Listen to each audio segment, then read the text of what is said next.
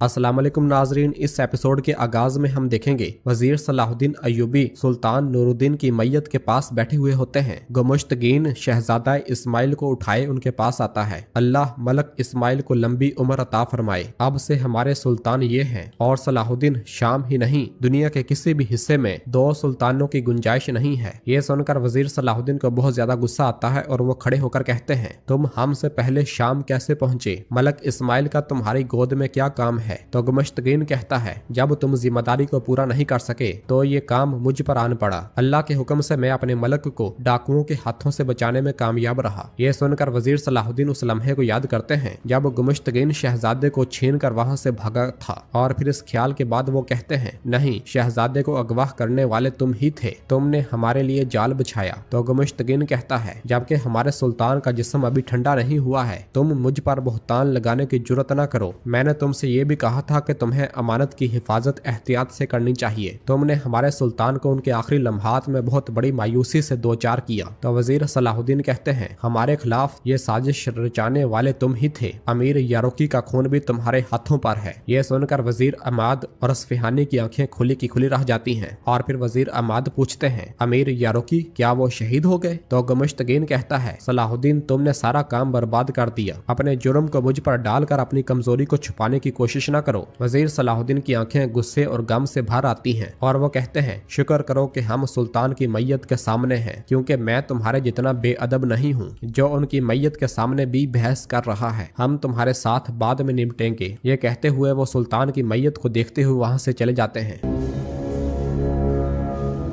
दूसरी जानब हम देखते हैं कैला किले में बाज़ंतीनी सिपाही बोरो को पकड़कर जंदान में डाल देते हैं। पीछे से ही किले का कमांडर साहिरा के साथ जंदान में दाखिल होते हुए कहता है, कैला किला और इसके सिपाही तुम्हारे मातहत हैं साहिरा, तुम्हारे बाबा मेरे करीबी दोस्त थे। तो साहिरा उसका शुक्रिया अदा करती है और फिर बोरो साहिरा से कहता है, तुम गलती पर हो साहिरा, अगर तुम अपने बाप की तरह शैतान के साथ तावन जारी रखती हो तो आखिर में जलने वाली तुम ही होगी। तो साहिरा कहती है, अगर गलती करने वाली मैं हूँ तो कैद होने वाले तुम क्यों हो बोरो, बताओ मुझे। तो बोरो उससे कहता है, अगर ऐसा है तो मजीद वक्त जाया न करो, अपनी तलवार निकालो और जो करना है कर डालो। तो साहिरा कहती है, अपने शिकार के साथ खेले बगैर, उसकी आंखों में बेबसी देखे बगैर। तो बोरो कहता है, मेरी नजर में जहाँ तुम कैदी को तलाश करोगी वहाँ तुम्हें सिर्फ बहादुरी ही मिलेगी। तो जवाबन साहिरा कहती है, कितने अफसोस की बात है कि तुम्हारे चाहने वालों को तुम्हारी बहादुरी की कीमत अदा करनी पड़ रही है। ये कहते साथ ही वो कमांडर और सिपाहियों के साथ चली जाती है। तो पीछे से बोरो चिल्लाते हुए कहता है, तो राब और अली कहाँ है? तुमने उनके साथ क्या किया है? बताओ मेरे भतीजे कहाँ हैं? अगर उन्हें कुछ हुआ तो मैं ये किला तुम्हारे सरों पर गिरा दूंगा। मगर बाहर से उसे कोई जवाब नहीं मिलता। बोरो पलटता है तो करीब ही में एक शख्स लेटा हुआ होता है। दूसरी जानब कैरक किले में मैला उस लम्हे को याद करती है जब वजीर सलाहुद्दीन ने उससे शादी करने का इनकार किया था। इस ख्याल के बाद मैला गुस्से से कहती है, तुम मेरे गरूर को रौंदने की कीमत अदा करोगे सलाहुद्दीन, जल्द या बदेर। इसी लम्हे चातलियन वहाँ पर आता है और कहता है, तुम्हारी मौजूदगी के साथ पत्थर और दीवारें फिर से आरामदायक घर बन गई हैं, लेकिन कुछ है जिसकी वजह से मैं मुतजस्सस हूँ। तुम्हारी सोच को बदलने वाली, काहिरा को छोड़ने वाली और मेरी जिंदगी को बचाने की मुमकिन बनाने वाली चीज क्या है? तो मैला कहती है, इस बात का यकीन कि तुम मुझे मजीद नुकसान नहीं पहुँचाओगे। एक कौंत का ठिकाना उसका किला ही होना चाहिए। बादशाह इमारलेग मर गया है, अब से बिल्कुल एक नया दौर शुरू हो रहा है। हम इसीलिए माजी को पीछे छोड़ेंगे और मुस्तकबिल की तरफ देखेंगे। तो चातलियन कहता है, यकीनन मेरी कौंत, यकीनन। ये कहते साथ ही वो मैला की जानब बढ़ता है तो मैला उसे पीछे करते हुए कहती है, तुम अगर चाहती हो कि मैं वाकई तुम्हारी वफादार बीवी बनूं तो इसका सिर्फ एक ही रास्ता है। तुमने शादी से पहले मुझसे एक वादा किया था, याद करो। अब मैं चाहती हूँ कि तुम अपना वादा पूरा करो। सलाहुद्दीन को जिंदा या मुर्दा मेरे पास लाओ। ये सुनते साथ ही चातलियन मुस्कुरा देता है, बहुत नामुनासिब वक्त पर आई है। तो विलियम उसे हौसला देते हुए कहता है, तमाम अमवात की तरह शहजादी। तो सबीला कहती है, विलियम मैं बहुत ज्यादा दर्द में हूँ, मुझे ऐसा लग रहा है जैसा मेरे अंदर खून बह रहा हो। तो विलियम कहता है, हमारे बादशाह की मौत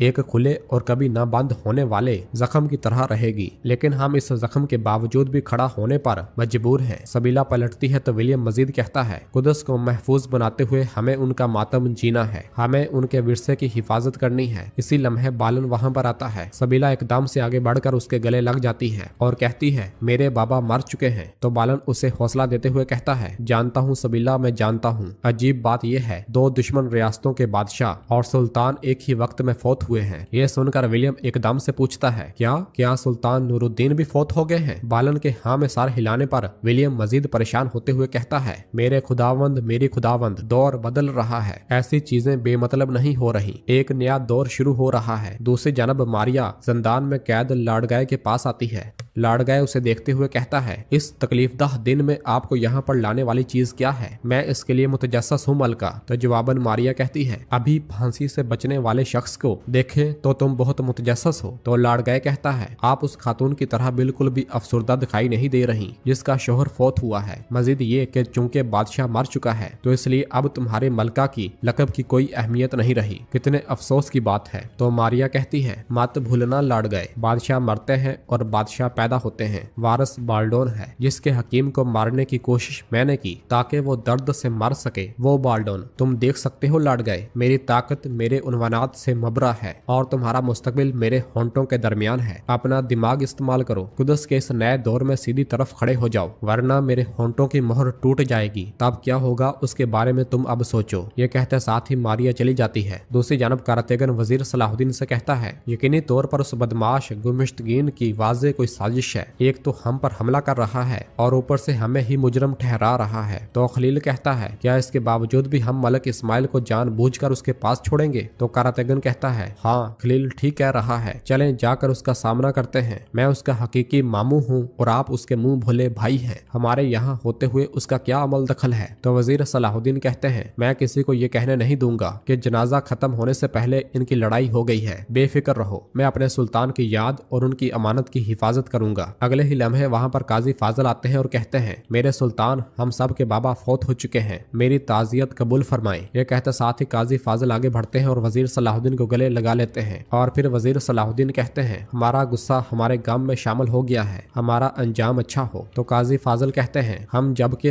अपने सुल्तान के गम में जल रहे हैं, या रुकी की जुदाई का गम भी हमें जख्मी कर रहा है। ये गद्दारी किसने की? तो वजीर सलाहुद्दीन कहते हैं, गुमश्तगिन ने। यह सुनते साथ ही काजी फाजल परेशान हो जाते हैं। इसी लम्हे बोजोक वहाँ पर आकर कहता है, मेरे सुल्तान बादशाह इमारलेग मर गया है। यह सुनते साथ ही सब गहरी सोच में पड़ जाते हैं। दूसरी जानब हम देखते हैं कि सुल्तान के कमरे में शहजादे को उठाए गुमश्तगिन कहता है, तुम अभी बच्चे हो लेकिन तुम्हारे पास कई सरजमीनों पर हुकूमत करने की मेरास मौजूद है। तुमने मुझे लाजवाल सल्तनत मुहैया की है नन्हे शहजादे, मैं तुम्हारा कितना मशकूर हूँ तुम नहीं जानते। इसी लम्हे उसका सिपाही का राजा आकर कहता है, मौसल के मुंतजिम अमीर कायमाज आए हैं। और फिर खादमा शहजादा लेकर चली जाती है और अगले ही लम्हे कायनमाज वहाँ पर आता है। वो गुमश्तगिन से कहता है, सुल्तान की मौत की खबर से हमें बहुत ज्यादा दुख हुआ है, उनकी रूह शाद हो और उनका मकाम जन्नतुल फरदौस हो। तो गुमश्तगिन कहता है, हमारे सुल्तान अचानक से हमें छोड़कर चले गए, हमारे दिलों को गहरा सदमा पहुंचा है, लेकिन जिंदगी चलती रहती है। उनकी इस बेवक्त मौत ने हमारे कंधों पर एक नया बोझ डाल दिया है। मुबारक हो अमीर कायनमाज, मुबारक हो। यह सुनकर कायनमाज भी हाँ में सर हिलाता है। और फिर वक्त तेजी के साथ गुजरता है और वजीर सलाहुद्दीन सुल्तान की कब्र के पास जाते हैं और कब्र के पास बैठते हुए सुल्तान के साथ आखिरी मुलाकात को याद करते हैं, जहां पर सुल्तान कुदस और मस्जिदुल अक्सा को फतह करने की बातें कर रहे थे। इस ख्याल के बाद वजीर सलाहुद्दीन गमगीन होते हुए कहते हैं, जिसके कब्जा कुदरत में मेरी जान है, उस अल्लाह की कसम है, मुझे आपने जो कुछ सिखाया मैं उससे कभी नहीं भूलूंगा। जिस रास्ते को हमने एक साथ शुरू किया और उस पर चले, मैं उससे हरगिज हरगिज पीछे नहीं हटूंगा। इस्लाम के लिए उठाए गए इस परचम को हरगिज नहीं गिराऊंगा। हमेशा से जो हमारा है उस कुदस को लेने के लिए आप सुल्तान नूरुद्दीन के बनाए गए मेंबर को मस्जिदुल अक्सा में नस्ब करने से पहले नहीं मरूंगा। जब तक दुनिया का वजूद है कुदस हमारा है और हम कुदस के हैं।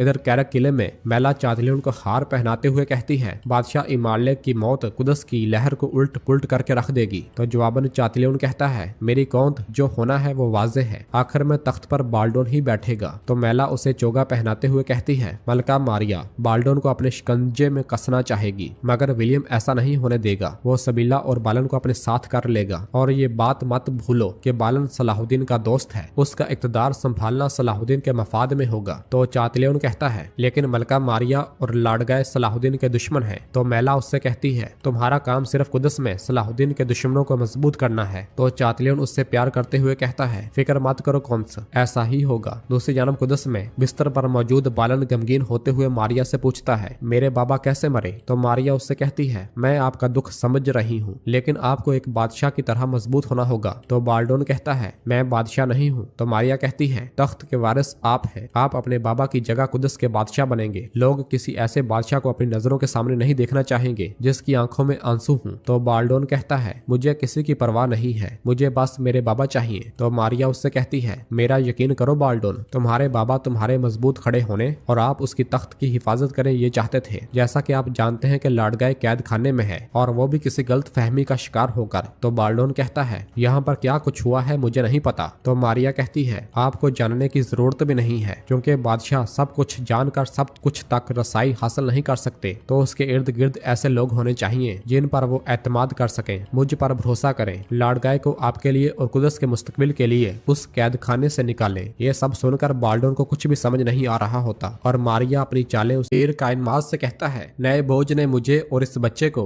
इन मुनफरद जमीनों पर हुकूमत करने का मौका फराहम किया है, उसने वकालत मेरे हाथों में छोड़ी है। तो कायमाज कहता है तुम हमेशा लालची थे गुमुश्तगीन, हमेशा। वैसे हमारे दरमियान इख्तलाफात की भी वजह यही थी। तो गुमुश्तगीन कहता है फिलहाल चलो इसे एक तरफ छोड़ देते हैं, अहम बात शाम की हुक्मरानी को यकीनी बनाना है। इस मामले में मौसल और एलबेल की हैसियत क्या है। तो कायमाज कहता है मैं यहाँ पर मलक म्यूदोद के बेटों से ली गई इजाजत के साथ आया हूँ, वो भी सलाहुद्दीन के एक अयूबी होने के नाते जंगी रियासत के मुहाफिज बनने पर बेसकून है। ये सुनकर गुमुश्तगीन खुश होते हुए कहता है ये मेरे लिए वाज़ेह हमायत का सबूत है। तो कायमाज कहता है गुमुश्तगीन अभी के लिए ऐसा ही है, ऐसा ही है। हमें अब सलाहुद्दीन के खिलाफ कुव्वत बनानी चाहिए, लेकिन तुम उसे जानते हो वो शाम को तुम्हारे लिए नहीं छोड़ेगा। तो गुमुश्तगीन कहता है सलाहुद्दीन की कोई अहमियत नहीं है, आखिर में नायब कौन होगा इसका ताइन सब की राय से होगा, इसमें तमाम की राय शामिल होगी। सलाहुद्दीन इतने बड़े दीवान की मुखालफत करके मुमलकत के सहारे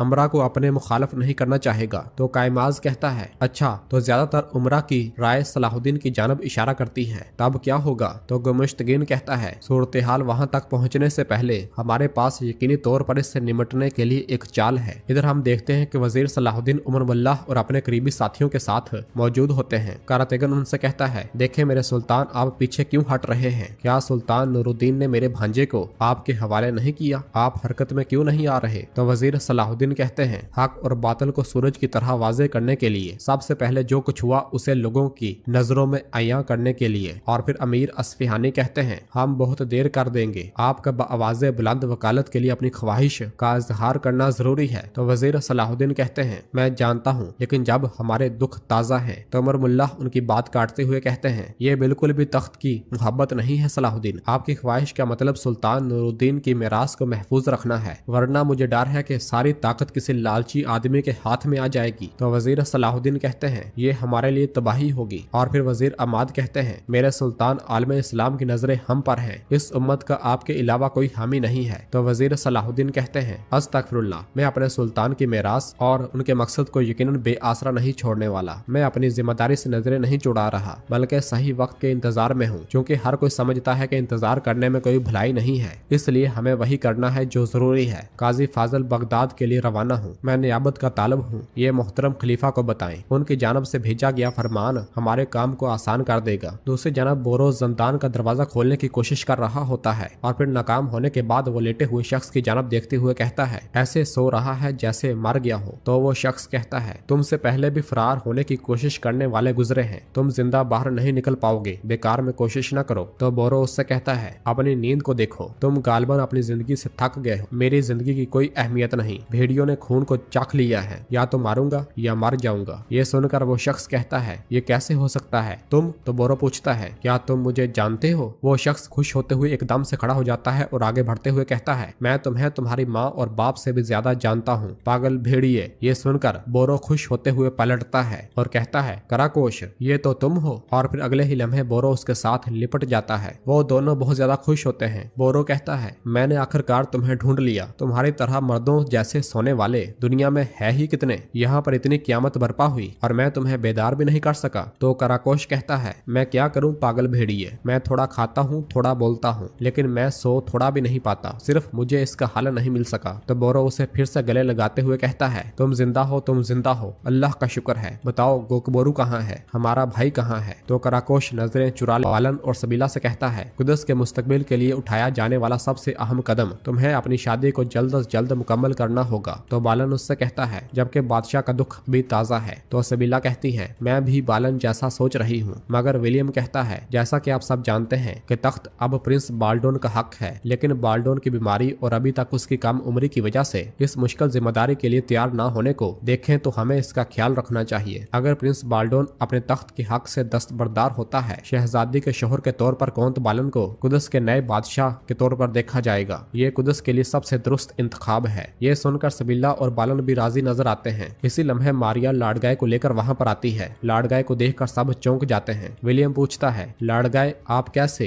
तो मारिया कहती है, हमारे मुस्तकबिल के बादशाह बाल्डोन यही चाहते थे। ये सुनकर वो तीनों मजीद परेशान हो जाते हैं। इधर शाम में शहजादे इस्माइल के नायब के लिए दीवान लगा होता है। अमीर असफिहानी वजीर सलाहुद्दीन और गुमुश्तगीन के दरमियान खड़े होते हुए कहते हैं, जंगी रियासत के तख्त के नए मालिक नूरुद्दीन महमूद के बेटे सुल्तान सालेह इस्माइल हैं। अल्लाह खैरियत के साथ उनकी उम्र दराज करे। हम यहाँ पर उनकी बलोगत की उम्र तक पहुँचने के लिए उनकी नुमाइंदगी करने वाले और उनके नाम पर हुक्म सुनाने वाले तख्त के नायब का तयन करने के लिए जमा हुए हैं। इस जिम्मेदारी के तालब और नामजद होने वाले एक हलब के अमीरों में से गुमुश्तगीन है। और फिर तस्बीह निकालते हुए कहते हैं, इनका निशान चांदी की तस्बीह है। और आप दूसरे की बात करें तो वो नामजद उम्मीदवार सलाहुद्दीन अयूबी हैं, मिस्र के सुल्तान। इनका निशान अकीक पत्थर की अंगूठी है। और फिर वोटिंग का अमल शुरू होने से पहले काजी फाजल दुआ मांगते हुए कहते हैं, ए मेरे अल्लाह, तू अहले इस्लाम को मायूस न छोड़। और फिर अमीर असफिहानी मजीद कहते हैं, दोनों नामजद उम्मीदवारों में से तख्त के नायब के लिए जिसको चाहते हैं उस नामजद उम्मीदवार के निशान को मुंतखब करेंगे। इस इंतखाब का अमन के साथ नतीजे तक पहुंचना ये हमारे मरहूम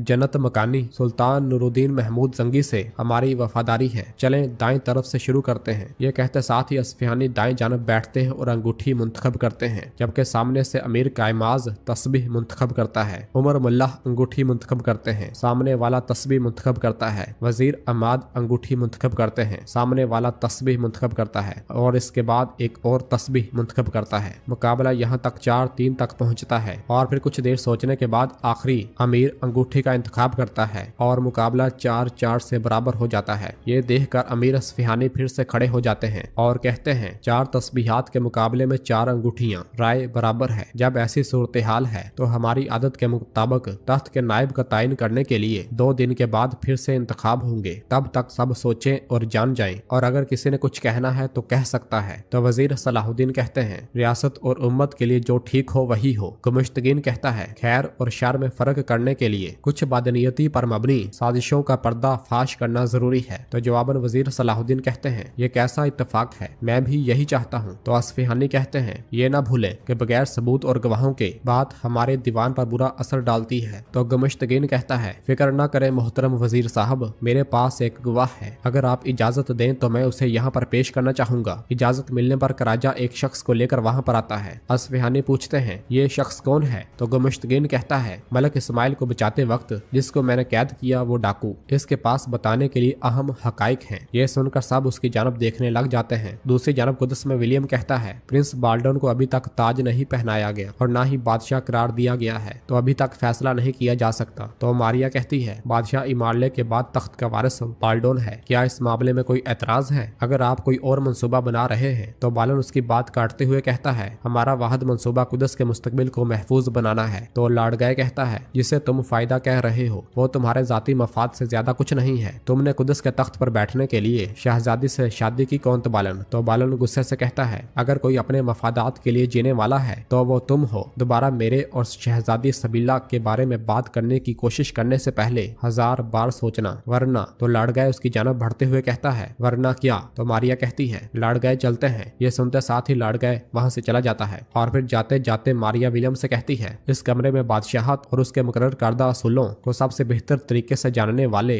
तुम हो। फिर प्रिंस बाल्डोन की ताजपोशी की मैं वाहिद रुकावट इसका सरकारी ऐलान है और वो भी जल्द हो जाएगा। ये कहते साथ ही मारिया लाडगाय के साथ चली जाती है। उनके चले जाने के बाद विलियम कहता है, मलका मारिया हमारी सोच से भी ज्यादा तेजी के साथ आगे बढ़ रही है। हमें जल्द से जल्द प्रिंस बाल्डोन से बात करनी होगी, जल्द से जल्द। इधर दीवान में वो शख्स कहता है, हमारा इलाका हलब और शाम के दरमियान रास्ते पर वाक़या है। हम लूटमार की बुनियाद पर जीते हैं। सलाहुद्दीन अय्यूबी ने हमें ढूंढकर बहुत ज्यादा सोने की पेशकश की। जब मलक इस्माइल शाम की जानब रवाना हुए, इसने हमसे काफिले पर हमला करने की तरतीब पर बात की। ये सुनकर वजीर सलाहुद्दीन कहते हैं, तुम झूठ बोल रहे हो, बहतान लगा रहे हो। तो गमुश्तगीन कहता है, उसे छोड़ो और बात मुकम्मल करने दो। वो शख्स मजीद कहता है, मंसूबे के मुताबिक हमने अमीर यारुकी को कत्ल करके मलक इस्माइल को अगवा करना था और फिर हमने उस बच्चे को किसी और जगह वजीर सलाहुद्दीन के हवाले करना था। ये सब सुनकर वजीर सलाहुद्दीन गुस्से से कहते हैं, इस बदतमीज को मजीद बात करने की इजाजत न दी जाए। मगर वो शख्स बोलता ही चला जाता है। हमने वजीर की बातों को हरफ ब हरफ मुकम्मल किया, लेकिन जब हम फरार होने लगे तो अमीर गमुश्तगीन हमारे सामने आ गए। बाकी आपको मालूम है, अपने ग्रोह में सिर्फ मैं जिंदा बचा हूँ। और फिर गमुश्तगीन बोलते हुए कहता है, अब अगर इस सारी बात को समझा जाए, सलाहुद्दीन अय्यूबी का मकसद मलक इस्माइल को इस्तेमाल करके तख्त पर कब्जा करना आश्कार हो चुका है। तो वजीर सलाहुद्दीन कहते हैं, हकीकत इसके बिल्कुल बरक्स है। हम पर हमला करने वाला अमीर गमुश्तगीन है। इसने अपने जुर्म को छुपाने के लिए झूठे गवाह को पेश किया। यारोकी को मारने वाला भी यही है। और फिर अमीर कायमाज कहता है, गमुश्तगीन हलब से है। यारोकी को जिससे इख्तलाफ था वो तुम थे। तो वजीर सलाहुद्दीन कहते हैं, मेरे और यारोकी के दरमियान इख्तलाफात ही क्यों ना हो, वो मेरा भाई था।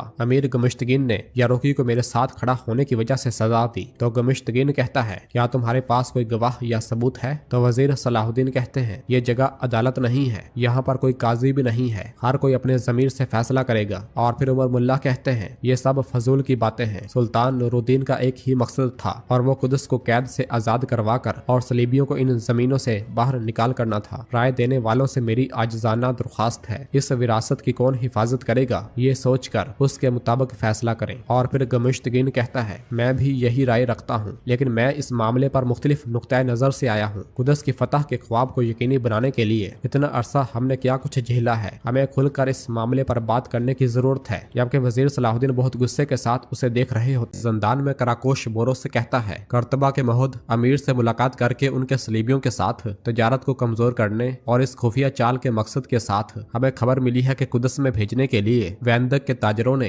एक गार में गनीमत का बहुत बड़ा सामान छुपा रखा है, लेकिन उन्होंने हमारे लिए जाल बिछाया था और हम वहाँ पर कैद हो गए। ये सुनकर बोरो पूछता है, ये गद्दारी किसने की, किसने झूठी खबर दी? तो कराकोश कहता है, मालूमात हासिल करने वाला गोकबोरू था, लेकिन इससे पहले कि मैं उससे पूछ पाता कि उसे ये खबर कहाँ से मिली, मैं कैद हो गया। हमारे कैद होने के बाद मैंने उससे पूछा, लेकिन उसने कुछ नहीं बताया। वो अजीबो गरीब सूरत हाल में था, जैसे वो कैद होने की वजह से नहीं बल्कि किसी और वजह से नाराज था। वो हमेशा कहता रहता था कि ज्यादा बात गद्दारी लाती है। खैर, आपने हमें कैसे तलाश किया? तो बोरो कहता है, जब मैंने सुना कि तुम पकड़े गए हो तो मैंने तमाम गुलामों के ताजरों से तुम्हारे बारे में पूछा। मैंने जब राकीफ को तुम्हारी निशानी दी, वो मुझे एक जगह ले गया, लेकिन उसने मुझे धोखा दिया और बाद में मैंने उसका सर कलम कर दिया। निशानात का पीछा करने के बाद मुझे मालूम हुआ कि तुम एला में हो, लेकिन मैं उसकी बेटी साहिरा की कैद में आ गया। इसी दौरान दरवाजे पर आने वाली साहिरा कहती है, फिक्र मत करो बोरो, तुम्हारी कैद ज्यादा देर नहीं चलेगी। ये सुनते साथ ही बोरो खड़ा हो जाता है। इधर दीवान में वजीर सलाहुद्दीन गमुश्तगीन से पूछते हैं, जहाद की क्या कीमत है, बताएं हमें। तो गमुश्तगीन कहता है, सलीबियों को आए हुए तकरीबन 1 सदी हो गई है। जब तक वो हमसे नहीं लड़ेंगे या हमारी मुखालफत नहीं करेंगे, हमें इन जमीनों में उनकी मौजूदगी कबूल करनी होगी। ये सुनकर वजीर सलाहुद्दीन पूछते हैं, तमाम नाइंसाफियों के बावजूद क्या हम सब कुछ नजरअंदाज कर दें और उन्हें हमारी मुकद्दस सरजमीन पर कब्जा जारी रखने दें? और फिर कायनमाज कहता है, आपको खजाने की हालत का अंदाजा नहीं है। यकीनन जब मिस्र में बहुत से लोग मौजूद हैं, आपके लिए दूसरी जगहों को देखना मुश्किल होगा। जंग में खर्च किए गए सोने की वजह से ज्यादातर लोग गुर्बत का शिकार हैं वजीर सलाहुद्दीन। तो वजीर सलाहुद्दीन पूछते हैं, क्या फातिमियों ने सलीबियों के साथ ताउन किया और वो अमीर हो गए? जिसने भी उनके साथ इत्तेहाद किया उसने सब कुछ खो दिया। बताओ, जंगी रियासत के सिवा कौन कुफ्फार का मुकाबला कर सकता है? अगर आप इसकी ताकत और लचक को खत्म करते हैं तो कौन बाकी रहेगा? मैं आपसे पूछता हूँ। तो वजीर अम्माद कहते हैं, गमुश्तगीन की बातों का मतलब सुल्तान नूरुद्दीन के मकसद से गद्दारी है। तो कायमाज कहता है, हरगिज नहीं। जिस इस्लाम ने हमें जहाद का हुक्म दिया है, उसने सोचने का भी हुक्म दिया है। हम किसी तबाही में आंखें बंद करके घसीटने के मुतहम्मल नहीं हो सकते। और फिर गमुश्तगीन कहता है, ज्यादा इम्कान है कि कुदस का तख्त प्रिंस बाल्डोन संभालेंगे। जब एक बच्चा हुक्मरानी करता है तो हमें अमन हासिल करने के लिए इस मौके से फायदा उठाना चाहिए। तो वजीर सलाहुद्दीन कहते हैं, बादशाह के साए पर काबू पाने वाले अपने अजायम को हासिल करने से बाज नहीं आएंगे। ऐसा लगता है कि आपको भी उनकी हमायत में कोई एतराज नहीं है। अफसोस है तुम सब पर। और फिर करातेगन गुस्से से कहता है, अफसोस है तुम पर सलाहुद्दीन, कुदस का ख्वाब भूल जाओ। शाम जाने वाले रास्ते पर क्या हुआ, हमें बताओ, क्या कैदी की बात सच थी? तो वजीर सलाहुद्दीन हैरानगी से कहते हैं, क्या तुम भी उस इल्जाम को मानते हो? तो कारातेगन कहता है, मैं किसी पर यकीन नहीं करता और ये तुम अच्छी तरह जानते हो सलाहुद्दीन। मेरी आंखों में देखो और सच बताओ, मैं कारातेगन हूँ। यहाँ हर कोई मुझे जानता है। मुझे खुदा की नेमतें मिली हैं। मुझे कोई धोखा नहीं दे सकता। मुझे जवाब दो, जब तुमने सुल्तान नूरुद्दीन को कमजोर देखा, तुमने कहा कि उनका हुक्म है, मिस्र को छोड़कर हलब की जानब भाग गए। मैंने सोचा था कि तुम ऐसा नहीं करोगे। ये सब सुनने के बाद वजीर सलाहुद्दीन उसकी बात काटते हुए कहते हैं, ये सब कुछ तुम्हारी आंखों के सामने हुआ, अब ऐसा क्यों बोल रहे हो? तो कारातेगन कहता है, तुम गुमिश्तगीन को एक मुसीबत साज कहते हो, लेकिन तुम मेरी पीठ पीछे मेरे भांजे को लेने जाते हो। तुम मेरी पीठ के पीछे ये सब करोगे तो तुम्हें क्या लगता है कि मैं बेवकूफ हूँ? ये सब सुनकर खलील गुस्से से कहता है, कारातेगन अपनी हदूद से आगे न बढ़ो। तो कारातेगन उससे पूछता है, तुम क्या करोगे? हाँ, मुझ पर गुस्सा करने की बजाय अपने सुल्तान से कहो कि जवाब दे। तो वजीर सलाहुद्दीन कहते हैं, अगर इस वक्त तुम मुझे नहीं जानते तो मैं तुम्हें जवाब नहीं दूंगा। और फिर अमीर अस्फहानी कहते हैं, बहुत हो गया, यह सब इसके बारे में बात करने की जगह नहीं है। दीवान बर्खास्त होता है और फिर वजीर सलाहुद्दीन खड़े होकर कहते हैं, इस फितने ने शकूको शबहात को जन्म देने वालों का असल चेहरा वाज़े कर दिया है। अन करीब हर कोई अपने अल्फाज की कीमत अदा करेगा। ये कहते साथ ही वो अपने करीबी साथियों और बाकी सब के साथ चले जाते हैं, जबकि कारातेगन और बहादुर गुमिश्तगीन के साथ खड़े हो जाता है। आसफ के साथ जंदान में आती है। बोरो पूछता है, तुम यहाँ पर क्यों आई हो? और फिर साहिरा के हुक्म पर बाज़ंतीनी सिपाही बोरो को पकड़ लेते हैं और साहिरा कराकोश की गर्दन पर तलवार तान लेती है। ये मंजर देखकर बोरो परेशान होते हुए कहता है, रुको, क्या कर रही हो? ऐसा मत करो साहिरा। तो साहिरा कहती है, मैं चाहती हूँ कि तुम भी मेरा दर्द महसूस करो बोरो। कैसा लगता है कि जब आप जिससे बहुत प्यार करते हैं उसे आपकी आंखों के सामने मार दिया जाए। मैं चाहती हूँ कि तुम इसे समझो। तो बोरो चिल्लाते हुए कहता है, तुम्हारा मसला मेरे साथ है, इसे छोड़ दो और मुझे ले जाओ। जो सजा देनी है दो और मार डालो, मगर इसे जाने दो। उसे तड़पता हुआ देखकर साहिरा कहती है, बहुत खूब, तुम्हें मेरा दर्द महसूस होने लगा है। तो बोरो कहता है, ये वो चीज नहीं है साहिरा, ये कभी नहीं होगा, ये समझ लो। तुम्हारा बाप एक जालिम था जो सैकड़ों की मौत का जिम्मेदार था। ये सुनते साथ ही साहिरा उसकी गर्दन पर तलवार रख लेती है। बोरो मजीद कहता है, लेकिन तुम ऐसी नहीं हो। अपने गुस्से पर काबू रखो और अपने जमीर की बात सुनो। अगरचा तुम्हारा खून राकीफ का है, लेकिन तुम उस जैसी नहीं हो। और फिर साहिरा गुस्से को जब्त करते हुए वहां से चली जाती है। इधर शाम में गुमिश्तगीन कारातेगन से कहता है, कारातेगन आप एक आदल इंसान है, आपका शुक्रिया, आपने दुरुस्त सिमत का इंतखाब किया। तो कारातेगन कहता है, तख्त का कोई खेल नहीं बचा जो उसने ना खेला हो, मुझे भी उससे ये तवक्को नहीं थी। और फिर बहादुर कहता है, मेरे अमीर का खून रायगा नहीं जाएगा। तो कारातेगन कहता है, वो मिस्र से आता है और हलब और शाम में अफरा तफरी फैलाता है। मैं सुल्तान नूरुद्दीन की खातर खामोश रहता हूँ, लेकिन आखिरी बार जो मैंने सुना वो मेरे लिए काफी था। तो गुमिश्तगीन कहता है, मैंने वाकई इस मुनसफाना मौकफ की तारीफ की है। आप सलाहुद्दीन से अलग हो जाएंगे, ये ज़ाहिर है। मुझे शाम में हमेशा आप जैसे नेक लोगों की जरूरत है। मेरा दरवाजा हमेशा आपके लिए खुला है, बस ये बात जान ले। तो कारातेगन कहता है, गुमिश्तगीन मैं कोई भी दरवाजा खोल सकता हूँ, तुम मेरे भांजे के नायब हो गए, ये बात जान लो। ये कहते साथ ही कारातेगन चला जाता है। दूसरी तरफ वजीर सलाहुद्दीन अपने करीबी लोगों के साथ मौजूद होते हैं। अमीर अस्फहानी कहते हैं, हमें गुमिश्तगीन के फितने से मुहतात रहना चाहिए। अगर उसके पास अपना खेल है तो हमारे पास भी अपना खेल है। और फिर वजीर अमाद कहते हैं, कारातेगन ने अपना फर्ज बाखूबी निभाया, यहाँ तक कि मुझे भी उस पर यकीन आने वाला था। यह सुनते साथ ही वजीर सलाहुद्दीन उस लम्हे को याद करते हैं जब उन्होंने कारातेगन से कहा था, मलक इस्माइल को महफूज हाथों में रखने के लिए तुम अमीर गुमिश्तगीन के पास जाओगे और उसका असली चेहरा ज़ाहिर करोगे। तुम्हें ऐसे सबूत मिल जाएंगे जिनसे ज़ाहिर हो जाएगा कि उसने मलक इस्माइल को अगवा किया था, और इसलिए तुम सबको बावर करवाओगे कि तुम मुझसे नाराज हो। तो कारातेगन ने खुश होते हुए कहा था, वल्लाह क्या जबरदस्त मंसूबा है। और फिर इस ख्याल के बाद वजीर सलाहुद्दीन कहते हैं, अगर कारातेगन ने इंकशाफ किया कि डाकू ने झूठी बात कही है तो अमीरों की हमायत तुम्हारे पास वापस आएगी। और फिर काजी फाजिल कहते हैं, अगर आप मुझे इजाजत दें तो मैं बगदाद के लिए वापस रवाना हो जाऊं। इजाजत मिलते साथ ही काजी फाजिल वहां से रवाना हो जाते हैं। इसी लम्हे खलील वहां पर आकर कहता है, मेरे सुल्तान ताजर अलीसा आया है। इजाजत मिलते साथ ही ताजर अलीसा वहां पर आता है और कहता है, सुल्तान खबर बुरी है, आपके भाई बोरो को एला किले में कैद कर लिया गया है। ये सुनकर सब बहुत ज्यादा परेशान हो जाते हैं। दूसरी जानब कुदस में सबीला, बालन और विलियम प्रिंस बाल्डोन के पास मौजूद होते हैं। विलियम कहता है, कुदस में एक नया दौर हमारा मुंतजर है,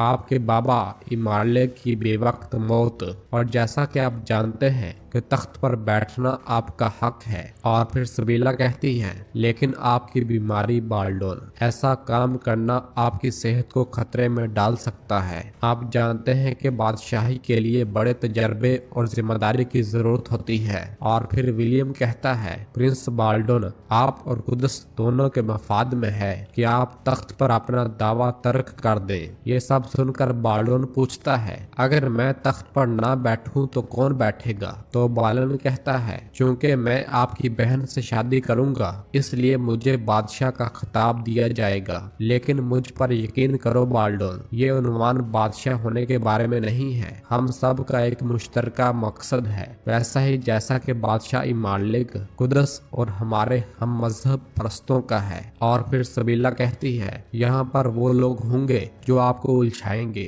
बराए मेहरबानी उनकी जानब कान मत लगाना, बस हम पर भरोसा करना। ठीक है बाल्डोन। तो बाल्डोन सोच में पड़ जाता है। इधर वजीर सलाहुद्दीन पूछते हैं, ये कैसे हुआ? तो अलीसा कहता है, हमने मिलकर ताजर पैतरो से मालूम किया था कि कराकोश एला में है। मैंने इसरार किया था कि हमें हमायत के बगैर आगे नहीं बढ़ना चाहिए, लेकिन मैं बोरो साहब को नहीं रोक सका। कुछ देर सोचने के बाद वजीर सलाहुद्दीन कहते हैं, मैं एला से बोरो और कराकोश को लेने जाऊंगा और इंतखाबात से पहले वापस आ जाऊंगा। इसके अलावा करने को कुछ नहीं है। खलील एथरस को खबर भेजो और उसे तैयार होने का कहो, हम एला जाएंगे। यह सुनते साथ ही खलील चला जाता है। दूसरी जानब कुदस में लाडगाए मारिया से कहता है, खुदा का मंसूबा बहुत अजीब है, किसी को समझ आना मुमकिन नहीं। सुल्तान नूरुद्दीन ने भी बादशाह इमाले के साथ आखिरी सांसें ले ली हैं। यह सुनकर मारिया कहती है, तो इसका मतलब है कि शाम में भी तख्त को तबाह कर दिया जाएगा जैसे कुदस में होगा। तो लाडगाए कहता है, हाँ, अगर सलाहुद्दीन उस तख्त के नीचे से निकल आया तो हमारा काम बहुत ज्यादा मुश्किल हो जाएगा। तो मारिया कहती है, सबसे पहले कुदस का तख्त लाडगाए और फिर हम सलाहुद्दीन का भी ख्याल रखेंगे। तो लाडगाए कहता है, जितना मैं विलियम को जानता हूँ तो वो बालन और सबीला का ताउन लेगा। वो बाल्डोन को तख्त से दस्तबरदार होने के लिए राजी करेगा। इसी लम्हे चातिलोन वहाँ पर आता है और कहता है, काहिरा के बाद सब कुछ कितना बदल गया है। तो लाडगाए कहता है, ये कुदस है चातिलोन, यहाँ सब कुछ तेजी से बदलता है, यहाँ तक के बादशाह भी। तो चातिलोन कहता है, मैं ये कहते हुए फख्र महसूस कर रहा हूँ, मेरी मलका जो कुछ काहिरा में हुआ उसे मैं भूल जाऊंगा। कुदस के बारे में नया हुक्म और नया फैसला करने के बारे में मैं आपके साथ हूँ। ये सुनकर मारिया कहती है, कौन चातिलोन, आप दुरुस्त हिम्मत की जानब होने के लिए काफी होशियार हैं। फिर ये कुदस और उसके नए मालकान ये सब कहते और सुनते साथ ही वो सब शराब एपिसोड खत्म करते हैं। मिलते हैं बहुत जल्द अगली एपिसोड के साथ। वीडियो को लाइक कर दे और जिन दोस्तों ने अभी तक चैनल सब्सक्राइब नहीं किया वो जल्दी से चैनल सब्सक्राइब कर दे और बेल आइकन यानी घंटी वाले निशान को भी प्रेस कर दे ताकि आने वाले एपिसोड आपको आसानी मिल सके। दुआओं में याद रखें। अल्लाह हाफिज।